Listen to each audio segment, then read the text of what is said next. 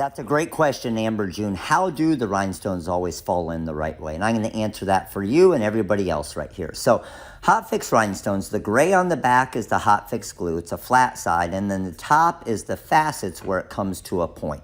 So when the rhinestones are sitting in the holes of the Magic Flock template material, the holes are a little bit larger. So when the stones fall in the right way, they fall into the flat side. And you can see as I push it, the stone does not come out of the hole. However, if it falls in the wrong way, as soon as you're brushing it around, it pushes it right out, flips it over, and now that stone's fixed and it won't come out again.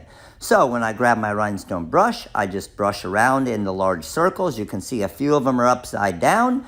As I keep brushing, they fix themselves, and you have this rhinestone template ready for your hot fix tape. See full tutorials on our YouTube channel, The Rhinestone World, and a Cameo 4 giveaway every Monday night, 8 p.m.